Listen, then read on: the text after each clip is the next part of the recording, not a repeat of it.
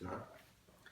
You turn on the news and you hear the desperate cry for help from a mother who just lost her 3-year-old son in a deadly car collision.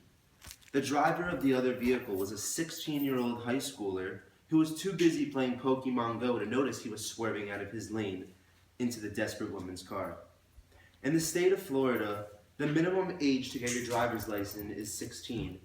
I believe that 16-year-olds are way too immature and inexperienced to be behind the wheel of such a deadly weapon.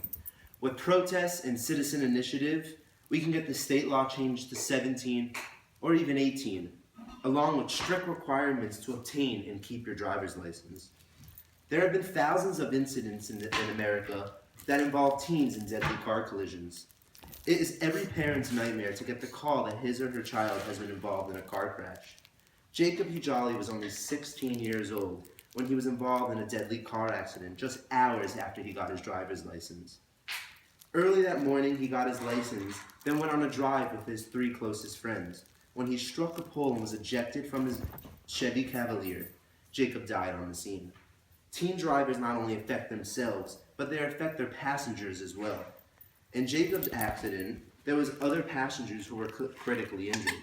Renee was in critical condition and Janae was in serious condition. And later it was found out that the passengers were the ones distracting Jacob while he was driving. Accidents are the most common form of car crashes, but drug-induced accidents are very common as well.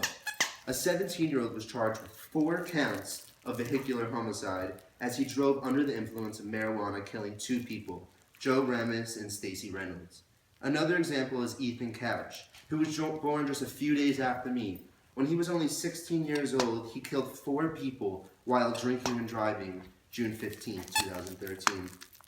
Ethan was scared to tell his parents that he'd been drinking earlier that night and decided to drive home when he struck a parked vehicle. Florida is just one of the few states with an unthinking law allowing drivers to get their driver's license at such a young age.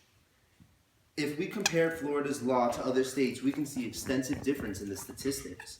Many states such as New Jersey, New York, Pennsylvania, Kentucky, Maryland, Delaware, Virginia, Indiana, Connecticut, Rhode Island, Washington, D.C., and many more have recently changed their driving laws to include an extensive amount of requirements before you get your license and in older age. In these states, far fewer accidents were reported on average within teens. New York, whose driving age is 17, is ranked best overall for teen drivers according to CBS News.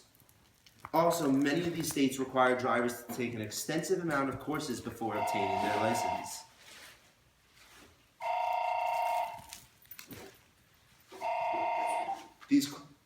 These courses are called graduated licensing programs. These programs require more time behind the wheel with a supervised and licensed adult, along with more classroom time and a bunch of things that you need to know before you get behind the wheel. Also, there's a zero tolerance policy for traffic violations. In addition, another idea that some states have is a no passenger rule. This rule helps limit forms of distraction for drivers. Within time, they can bring passengers in the car, but that's only with experience. States such as New York, Connecticut, and New Jersey only allow full driving privileges once a driver is 18. Florida is known for having the least amount of requirements and the most amount of accidents among teen drivers. Here are some statistics to show how serious this issue truly is. According to the CDC, in 2013, 2,163 teens in the United States between the ages of 16 and 19 were killed in the car accidents. 243 teens were treated in emergency departments for injuries suffered in motor vehicle accidents. This means that 6 teens die every day in car accidents. Young people only represent 14% of the U.S. population, but account for more than 30% of the total cost of motor vehicle injuries. The 3 categories with the most car accidents include males, teen drivers, and newly licensed drivers. We as residents of Florida need to come together and change driving rules to make the roads safe again for all. The solution to this rising problem is to come together and pass initiatives to get laws changed. The main thing that needs to be changed is the driving age in Florida. We need to start a petition, get everyone together. Even protest the government.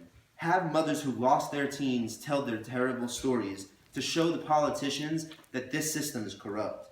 I personally am pushing for 18 for all drivers, but I will settle for 17. But I personally think that experience before you get behind the wheel is extremely important.